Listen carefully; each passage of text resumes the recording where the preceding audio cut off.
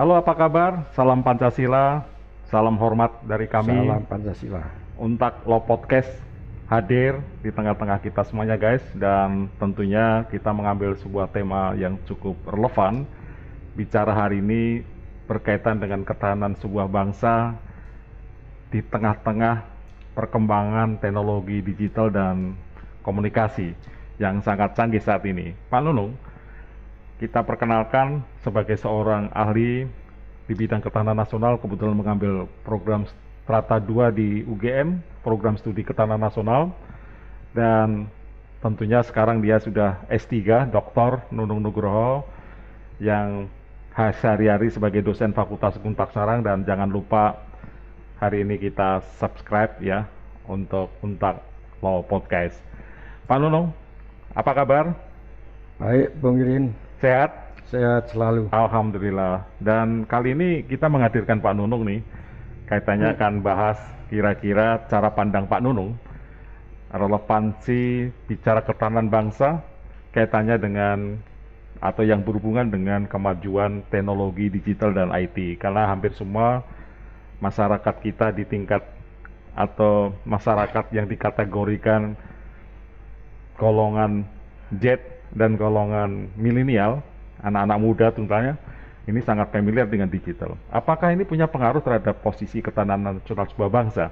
Apakah memang ada impact negatif kalau kaitannya dengan pemanfaatan digital dan platform digital, media sosial dan lain-lainnya, sehingga bisa berpengaruh terhadap nilai atau parameter ketahanan nasional? Menurut Pak Nunung bagaimana? Ya, terima kasih Bung Irin pada kesempatan yang diberikan pada saya ya, kaitan ketahanan nasional di era digital ya. Ketahanan nasional itu kan dinamis. Itu ada teori yang dikemukakan oleh Toynbee bahwa bangsa yang tidak mampu merespon tantangan dia akan punah. Ya, yang biasa dicontohkan di dalam literatur itu adalah bangsa aborigin.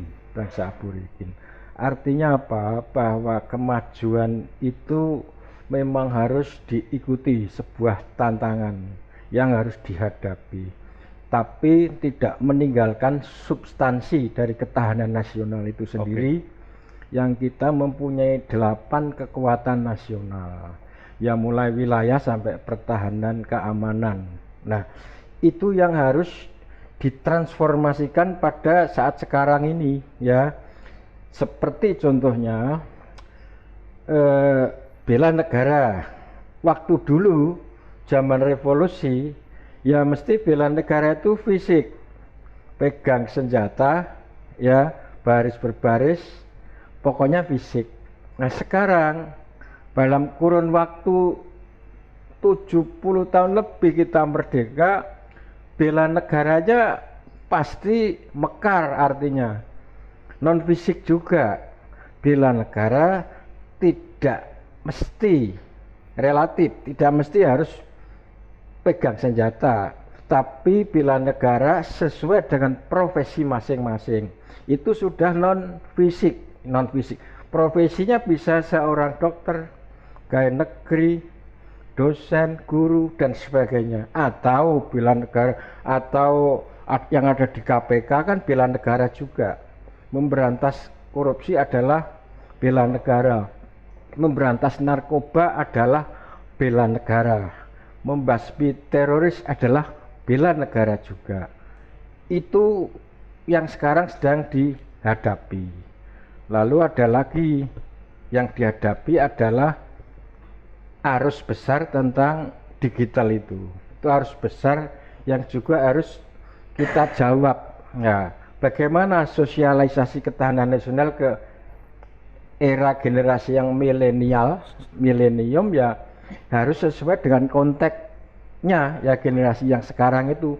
Artinya kita memberikan pemahaman ataupun sosialisasi tentang ketahanan nasional mestinya kontekstual, tidak tekstual seperti buku-buku literatur zaman dulu tentang bela negara.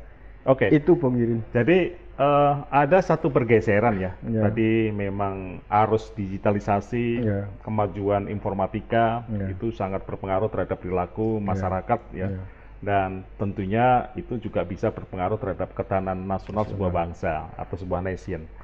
Yang terpenting adalah relevansi kaitannya dengan literasi digital, terutama dari aspek etik ya. Jadi aspek etik salah satu parameter baru di dalam mengukur ketahanan nasional, karena kesadaran anti hoak, kesadaran membuat atau bermain di media sosial atau mengakses media sosial dengan membicarakan atau dalam dalam frame etika itu sangat penting dalam komunikasi. Ya. Dan itu salah satu parameter yang sangat relevan dengan Ya. untuk mengukur ketahanan nasional satu bangsa. Jadi kalau trennya itu turun, tentunya dari 400.000 sekian dari pengaduan masyarakat kaitannya dengan konten ya. Karena konten itu adalah is the king, ya, konten adalah is the king, dari konten adalah raja. Bill Gates itu adalah salah satu tokoh konten atau raja konten di dunia ini sejak tahun 1996 ya. Dan tentunya itu menjadi referensi kita sebagai sebuah nation. Saya sepakat bahwa ketahanan nasional harus dirubah. Cara mengukur ketahanan nasional pun juga harus ada satu penambahan ya.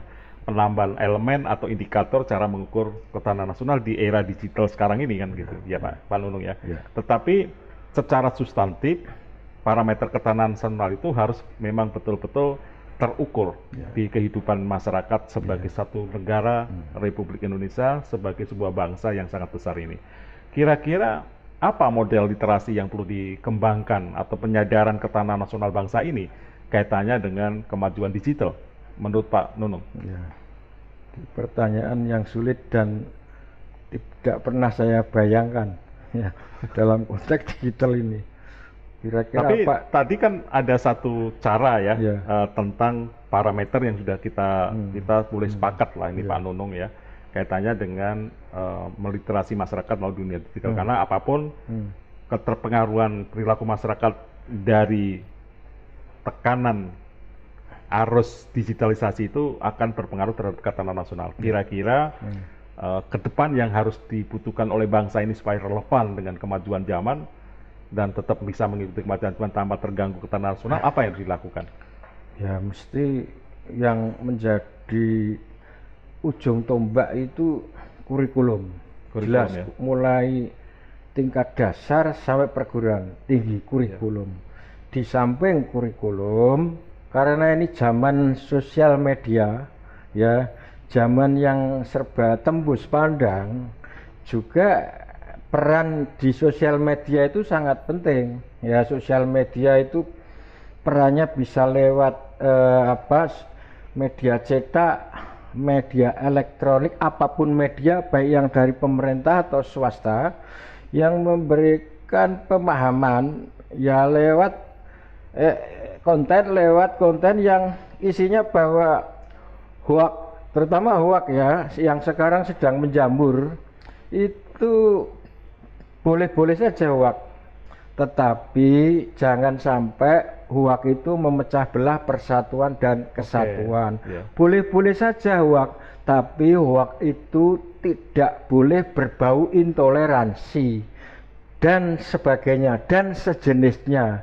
Boleh-boleh saja hoak, tapi hoak yang tidak melanggar hak asasi manusia. Boleh saja hoak, tapi hoak yang memang berbau menjunjung demokrasi, hoak yang memang menjunjung tinggi martabat berkeadilan.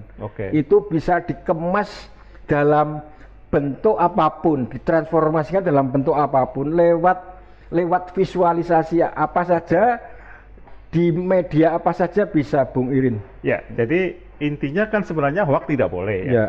Terserahlah masyarakat itu ternyata dia membuat hoak, tetapi harus dalam koridor batas-batasan etika ya, untuk supaya memperhatikan aspek toleransi, terus memperhatikan aspek privasi orang lain ya, tidak memperbedakan tentang perbedaan agama dan lain-lainnya, dan justru untuk menjaga persatuan kesatuan ya.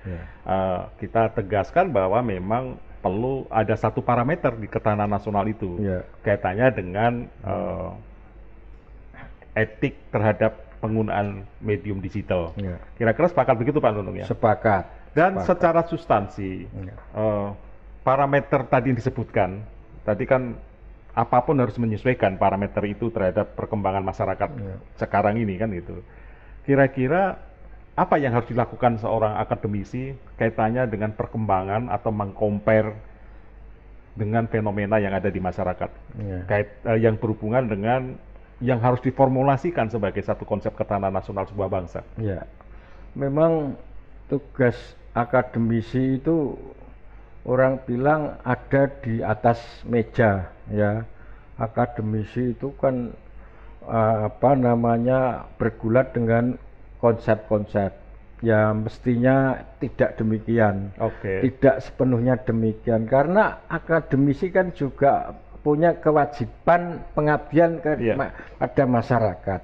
Akademisi, mahasiswa itu sendiri, seorang akademisi yang bergaul di lingkungan masyarakatnya punya misi besar, ya. Untuk apa? Ya untuk mengikis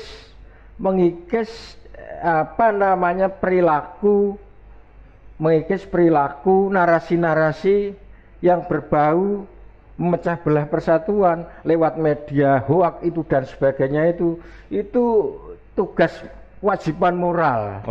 Di samping ya seorang akademisi itu kan memang ada di ruang kelas ngajak, itu kewajiban jauh lebih utama lagi, memberikan pemahaman, pengertian pada peserta didik kalau Indonesia ini bangsa yang majemuk, yang beraneka ragam wataknya. Dengan demikian beraneka ragam pendekatannya. Pendekatan dari Aceh sampai Papua jauh akan berbeda. Pendekatan dengan orang Jawa jauh akan berbeda. Lah, pendekatan ini adalah kunci utama untuk mentransfer apa yang konsep yang kita sampaikan bisa implementatif di lapangan. Mahasiswa nanti KKN juga mentransfer pengetahuannya kepada masyarakat di mana dia KKN.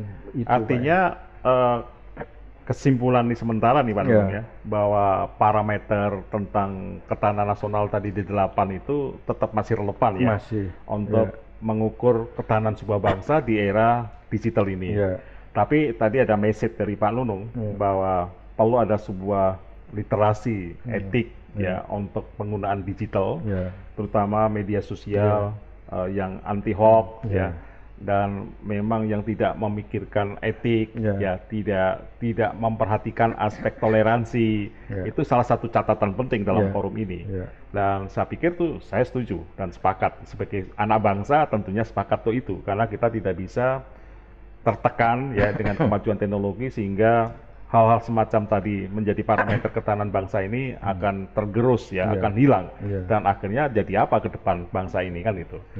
Tapi yang jelas tadi disampaikan oleh Pak Nunung secara akademik bahwa seorang dosen punya kewajiban moral, morality of force ya kan, dan itu sangat penting, dan tentunya untuk mengetengahkan beberapa hal terhadap parameter ketahanan nasional sebuah bangsa di tengah-tengah dimensi digitalisasi sekarang. Dan saya pikir itu sangat positif ya Pak Nunung. Hal apa yang perlu kita lakukan? Tentunya untuk proses pembelajaran bagi masyarakat kaitannya dengan impact negatif digitalisasi ini, atau impact negatif perkembangan digital dari sisi etik, dari sisi toleransi, ya kan, dari sisi mengabaikan rasa persatuan, menghormati hak privasi orang, karena itu impactnya begitu kan, secara negatif. Yang harus dilakukan apabila penyajian mata kuliah khususnya nih Pak Nunung sebagai dosen, khususnya mata kuliah ketahanan nasional, tentunya perlu ada rekonstruksi kembali nggak menurut Pak Nunung? Nah, kalau istilah rekonstruksi saya setuju ya. Karena rekonstruksi itu kan menyempurnakan dari bangunan yang lama pasti saya setuju. Tapi yang penting ketahanan nasional itu sebetulnya objek dan subjeknya itu hampir sama. Artinya sumber daya manusia itu juga sebagai objek, di samping pelaku subjek. Yang lain sebagai sarana sebetulnya, sebagai fasilitas ya, sebagai sarana dan sebagai fasilitas, sebagai alat begitu ya. Ya, jadi fasilitas untuk mengangkat bangsa dan negara ini derajatnya dari hari ke hari, tahun ke tahun, umurnya terus sekian tambah maju, sekian semakin tua semakin maju. Yang tidak boleh dilupakan, Indonesia adalah bangsa yang pergaulan hidupnya sesuai dengan misi Pancasila itu sendiri. Jadi digital sih boleh, maju teknologi boleh, tapi ingat tetap bermoral. Digital yang berpancasila, digital yang berketuhanan, berkemanusiaan, berpersatuan, berkerakyatan dan berkeadilan. Itu kan satu paradigmanya kan begitu, digitalnya. Jadi satu kesatuan. Satu kesatuan, Bung Iring. Jadi itu kan nilai-nilai itu harus selalu menempel di semua perilaku sumber daya manusia Indonesia. Pengguna digital ya. Iya, kalau digital sosial tidak berketuhanan ya seperti bom atom itu. Ya, saya ini hanya tapi itulah jadi bangsa yang bermoral, bangsa yang tahu bahwa kemajuan teknologi tidak boleh membabi buta seenaknya saja menggunakan hak-haknya tanpa menghargai hak orang lain. Itu Bung Irin. Jadi ada sesuatu catatan yang penting hari ini dengan Pak Nunung bahwa pertama adalah aspek morality ya. Aspek moral itu menjadi sangat penting sebagai sebuah frame bagi pengguna media sosial, platform digital lainnya. Yang kedua adalah tentang aspek frame Pancasila. Bukan aspek ya, frame Pancasila itu harus menjadi bagian kesadaran bangsa ini. Walaupun dia memasuki dimensi digital dan perkembangan IT sekarang melalui media sosial, melalui platform digital lainnya, dan itu menjadi salah satu alat ukur ya untuk mengukur ketahanan nasional bangsa yang akan terjadi, karena efek negatifnya juga harus kita pertimbangkan. Di sisi lain memang ada kemaslahatan dalam penggunaan media digital ini. Tadi sudah disampaikan oleh Pak Nunung, memang sangat penting membuat sebuah frame Pancasila ini menjadi bagian dari perilaku bangsa ini, khususnya generasi muda, generasi milenial, generasi Z yang menggunakan sehari-hari hampir 4-5 jam gadget ya, melalui masuk ruang digital dan media sosial supaya mereka betul-betul bisa mengedepankan aspek moral, mengedepankan aspek toleransi, mengedepankan aspek etika di dalam penggunaan dan bergaul dan berinteraksi melalui platform digital atau media sosial. Saya sepakat. Kira-kira tentu ini menjadi sebuah paradigma baru ya untuk ke depan, dan ini bisa dikembangkan menjadi sebuah materi sajian mata kuliah di mahasiswa Pak Nunung ya. Apa yang seharusnya dilakukan seorang dosen ya melihat fenomena ini di tengah-tengah dan di hadapan kita sebagai dosen, tentunya di hadapannya adalah para mahasiswa yang generasi muda ini atau generasi milenial atau generasi Z nantinya, dan tentunya kita punya sikap yang tadi disampaikan oleh Pak Nunung. Pandangan Pak Nunung yang harus menjadi konsistensi untuk dilakukan apa? Ya, jadi kalau kita ditanya tentang pandangan saya dari sudut seorang akademisi, seorang dosen, ya dosen harus selalu mengangkat dan memberi harapan kepada mahasiswanya setinggi mungkin. Tapi jangan lupa bahwa mahasiswa itu adalah anak bangsa, bagian dari komponen bangsa. Nah, bangsa itu harus dirawat ya. Apapun kualitas intelektual seorang mahasiswa, harus diberi pemahaman bahwa bangsa ini seperti umur manusia juga ya, semakin bagus dirawat umurnya akan semakin panjang, semakin tidak mampu merawat dirinya akan semakin pendek. Lah kita harus terus-menerus memberi dorongan kepada mahasiswa ini, raihlah ilmu setinggi mungkin, raihlah kemajuan iptek setinggi mungkin, tapi jangan lupakan moral bangsa Indonesia yang berpancasila, yang ingin hidup 1000 tahun lagi seperti apa yang dikatakan oleh Khairil Anwar itu, Oke. aku ingin hidup 1000 tahun lagi. lagi. Itu dalam hidup berbangsa harus demikian, Bung Irin. Ya, Ya. saya setuju. Jadi apapun yang diserap, dikonsumsi oleh sebuah bangsa, termasuk kemajuan teknologi, tentunya tidak boleh lepas dari frame Pancasila yang sudah menjadi bagian dari ruh dan jiwa kita Ya. sebagai bagian dari bangsa ini. Dan tentunya itu ditanamkan juga bagi para mahasiswa. Itulah kira-kira entry point intinya yang disampaikan oleh Pak Nunung, dan itu saya sepakat. Dan tentunya itulah yang menjadi sebuah paradigma baru kaitannya dengan pemanfaatan teknologi digital dengan mengedepankan nilai moral, toleransi, dan lain-lain yang tadi sudah kami sebutkan. Dan tentunya ke depan akan kita bahas lagi Pak Nunung ya. Ya, Saya terima kasih sekali, dan hari ini kita cukup bahagia karena Pak Nunung bisa menjelaskan secara gamblang, secara substansi apa yang dibutuhkan di era digital ini. New era digital ini menjadi sangat penting. Suka tidak suka, mau tidak mau harus kita lalui. Namun jangan lupa kita sebagai sebuah nation, sebuah bangsa yang besar, punya yang namanya nilai-nilai Pancasila, dan itu menjadi satu frame dalam kehidupan sehari-hari, termasuk pemanfaatan medium digital. Kira-kira begitu teman-teman semuanya. Kapan-kapan kita akan jumpa lagi guys, dan salam Pancasila. Terima kasih Salam Pak Pancasila. Dr. Nunung Nugroho, dosen Terima kasih, Fakultas Bung Unpad Irin. Semarang.